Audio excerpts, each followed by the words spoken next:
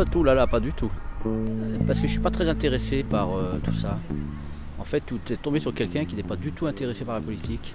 J'ai une petite idée, mais c'est juste que je me laisse être surpris jusqu'au dernier moment. Bon, je vais comme y aller, sans conviction. J'ai un peu une opinion pas très bonne sur la politique en elle-même et sur les hommes politiques. Un peu l'impression qu'on nous mène en bateau, qu'on nous dise ce qu'on a envie d'entendre ou que des trucs comme ça. Si je devais donner ma voix, ce serait une offre qui serait rassembleuse de propositions aussi bien de droite, de gauche. Oui. Vous avez déjà décidé? Oh oui. D'accord. Pas moi. Vous n'avez pas décidé encore? Vous savez pas? Il n'y en a pas un qui me plaît. C'est vrai? Ah ben j'aurais une tendance à dire la personne qui est là, faut la laisser avancer. Pour moi on tourne en rond, voilà, on recommence, on défait, on recommence et puis j'ai 50 ans mais j'ai jamais rien vu changer donc... Je me dis, j'ai plus de voix en ne votant pas qu'en votant blanc, largement. L'abstention, on en parle, c'est-à-dire que ça fait quand même, putain, 53%, les Français, machin, on en parle. Non, en gros, moi voilà, mon vote ne pas voter, ça veut dire en fait, je vote contre. Je vais voter, Toi, tu vas aller voter. Ah, moi, c'est une évidence. Parce que pour moi, c'est un des seuls moments où quelqu'un comme lui ou moi, on a l'occasion de dire quelque chose, quoi. C'est quand? De toute façon, c'est tous des pourris. Qu'est-ce que je vais aller voter? Non mais t'es pas sérieux? Non, je t'arrête tout de suite. En vrai, j'étais rond à ce moment-là, puis... Je sais pas, qu'est-ce que ça te fait? Tu sais bien que je vote pas, de toute façon. Quoi? Mais tu votes pas? Mais comment tu veux qu'on t'entende si tu votes pas? Ah, parce qu'en votant, on se fait entendre. Tu parles, même le vote blanc est pas pris en compte. Mais c'est un début. Voter, c'est hyper important. La démocratie peut pas vraiment en être une si on compte 50% d'abstention. Bah, justement, pour moi, la démocratie, c'en est plus une depuis longtemps. Depuis longtemps. Tu connais quoi en histoire, toi? Bertrand? Bon, c'est bon, j'ai compris. Bon, menu du jour. L'abstention. Stop! Il faut préciser ce qu'est l'abstention avant d'entreprendre une explication. Bon, comme vous le savez, l'abstention c'est le fait de ne pas voter lors d'un scrutin pour lequel on est invité à le faire. L'abstention est donc une conséquence directe du droit de vote. Et le droit de vote est le moyen d'expression politique par excellence car nous vivons en démocratie, ce qui signifie que le peuple est théoriquement souverain. Mais remontons à la source. La démocratie est née à Athènes en 594. Le législateur Solon instaure une série de réformes qui cherchent à impliquer un peu plus les couches populaires de la société dans la vie politique. Approfondi par ses successeurs, Pisistrate et Clisthène, le concept de la démocratie athénienne atteint son apogée avec Périclès, qui donne l'occasion même aux plus pauvres d'accéder aux plus hautes fonctions de la magistrature. C'est la démocratie directe. Une assemblée de citoyens tirés au sort, appelée la boulée, compose les lois et les fait voter directement par l'ensemble des citoyens. L'abstention y est rarissime. En 1789, c'est la Révolution française. On rétablit une pseudo-démocratie, en réalité censitaire, où les plus riches élisent les représentants qui voteront les lois à leur place. C'est le début de la démocratie représentative. Ce n'est qu'en 1848 qu'on commence à instaurer un suffrage universel, à savoir le droit de voter pour tous les hommes. Mais le suffrage censitaire ne disparaît vraiment que sous la Troisième République en 1875. Il faudra encore près de 70 ans de combat avant que tout le monde puisse voter en France. Tout le monde, c'est aussi les femmes, qui obtiennent le droit d'entrer dans l'isoloir le 21 avril 1944. Il faut savoir que l'abstention n'a eu de cesse de progresser au cours de la Ve République. C'est quand même dommage de gâcher ce privilège. La démocratie attend seulement qu'on la fasse vivre. À vrai dire, elle a été plus ou moins vivante et variable selon les scrutins. Ouais, plus ou moins variable, voire quasi inexistante, quoi. Préciser? Ah Thomas, en parlant de variable, ça devrait être clair. Lors des élections présidentielles de 65, l'abstention s'élevait à 15%. Et entre 58 et 68, soit grossièrement pendant le mandat de De Gaulle, l'abstention aux élections législatives avoisinait les 24%.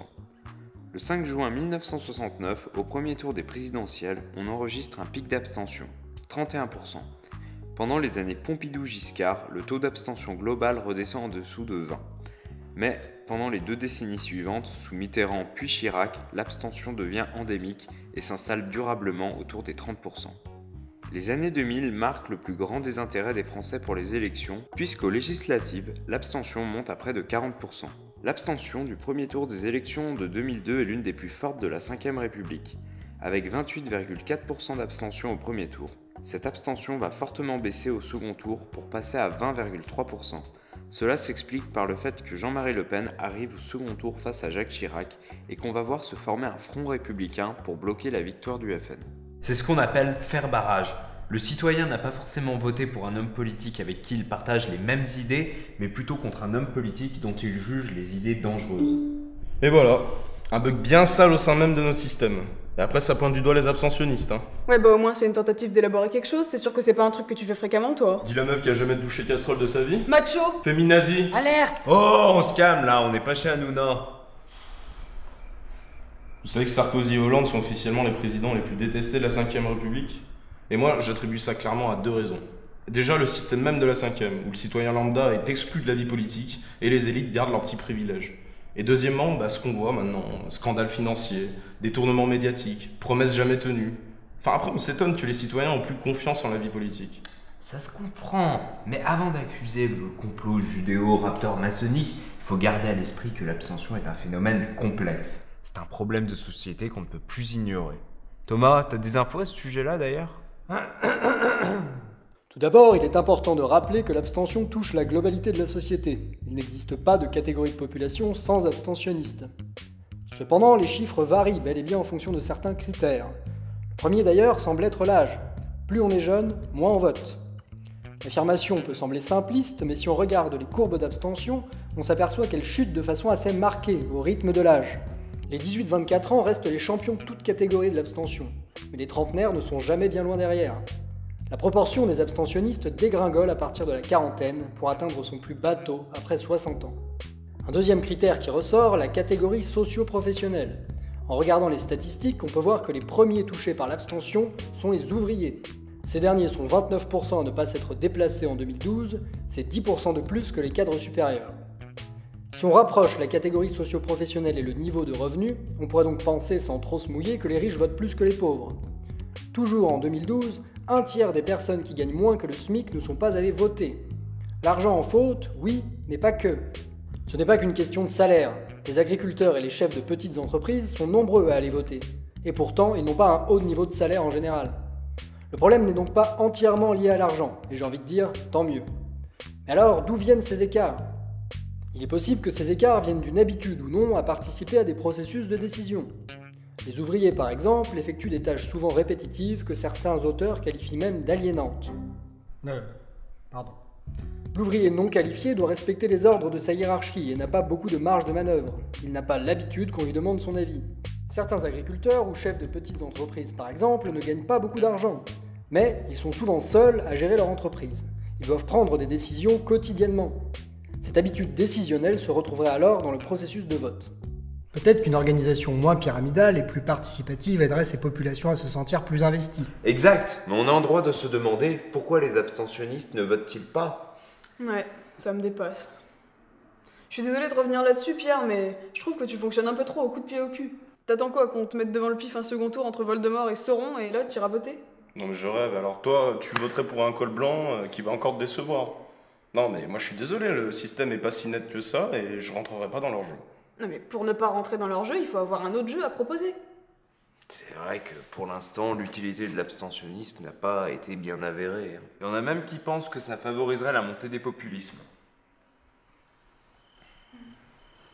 Et ils étaient beaucoup à penser comme toi, les gens du micro-trottoir ? J'ai pas tout maté, mais en vrai ouais, ça paraissait flagrant. On continue ?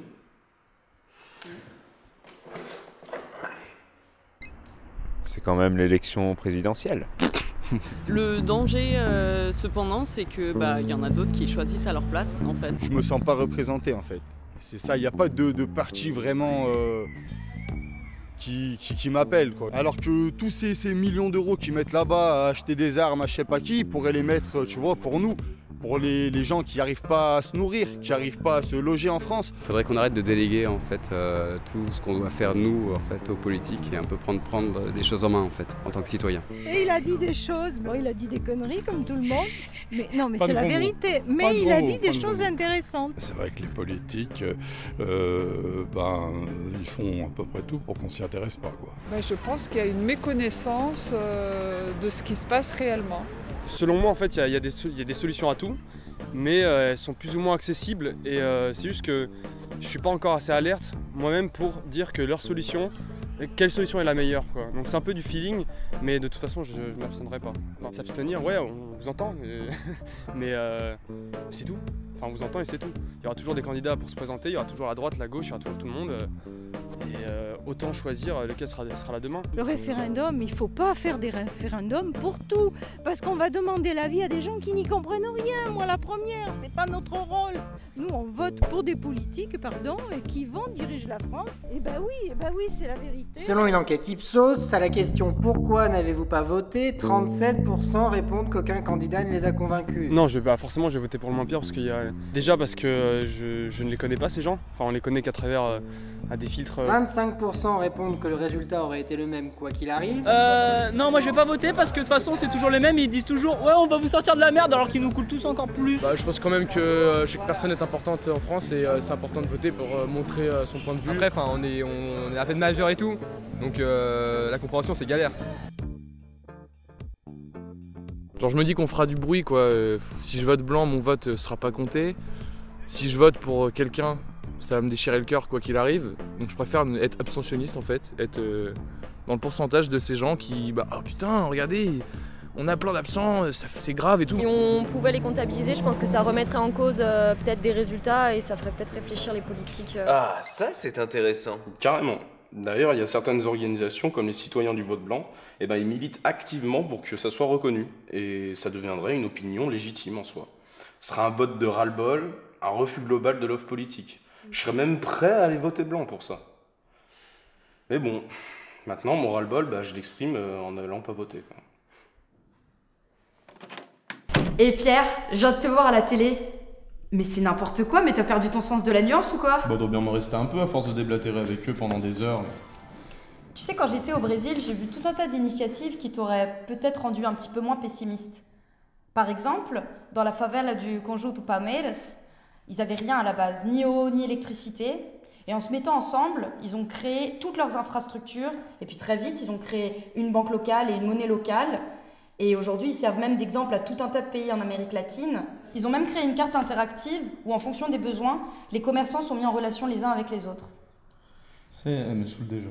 Quoi ? C'est trop progressiste pour toi ? Mais pas du tout, mais justement, faut faire une différence entre utopie et réalité. C'est bien beau, toutes ces petites associations de gens ouverts et tolérants, mais ça nous sort pas de notre impasse politique. Eh ben si, en quelque sorte. D'ailleurs, Emma, ça me fait penser, la semaine dernière, je suis allée à Grenoble, et en fait, il y a plein d'initiatives de ce genre. Par exemple, j'ai rencontré l'Alliance citoyenne de Grenoble, et dans leur projet, on trouve la végétalisation des rues, des aménagements piétonniers ou sportifs, des constructions pour améliorer l'ergonomie de la ville, quoi.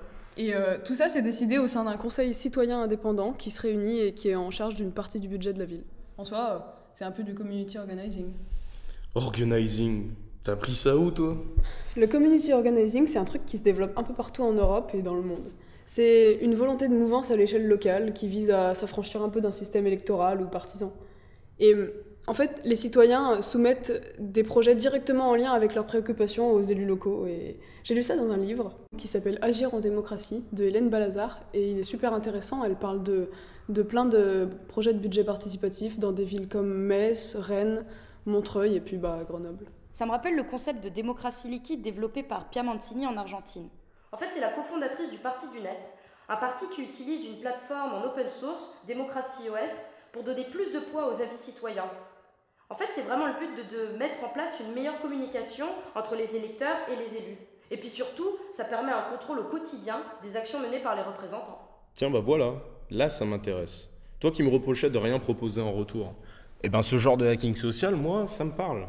Et vraiment, c'est Civic Tech, ça permet de rendre les citoyens plus impliqués dans la vie politique. Les civiques quoi ? Le Civic Tech est une abréviation de Civic Technology, technologie civique. Elle représente l'ensemble des procédés, outils et technologies qui permettent d'améliorer les systèmes politiques. Ouais, voilà. Et en vrai, je pourrais vous donner des tonnes d'exemples de Civic Tech. La fabrique de la loi, Civocratie, ou la primaire.org, là, qui a présenté sa candidate Charlotte Marchandise. Mais mon petit coup de cœur, ça reste quand même la plateforme Hello 2017. Ça a été sur le site de vox.org. Et ça permet de s'informer de manière interactive sur les élections et de comparer directement les programmes des candidats. Ça veut pas dire que je vais aller voter, mais quand même, je respecte la démarche. Ouais, mais faut pas se voler la face, ça a aussi une conséquence indésirable. À force de vouloir absolument satisfaire notre besoin d'expression civique instantanément via des tweets ou des commentaires Facebook, on finit par plus du tout se mobiliser concrètement pour des causes. Descendre manifester, s'engager dans des associations, se mobiliser pour des projets de la vie réelle, quoi. Paradoxalement, le cyberactivisme, il a peut-être porté atteinte à notre engagement démocratique. Oui, c'est vrai. L'ambition des Civic Tech, c'est vraiment de réapprendre à utiliser ces outils, mais de manière plus judicieuse et plus intelligente. En fait, on irait vraiment vers une démocratie ouverte, avec de la collaboration, de la participation et aussi de la transparence. Mais bon, il y a encore un long chemin à parcourir avant de vraiment entamer une transition démocratique.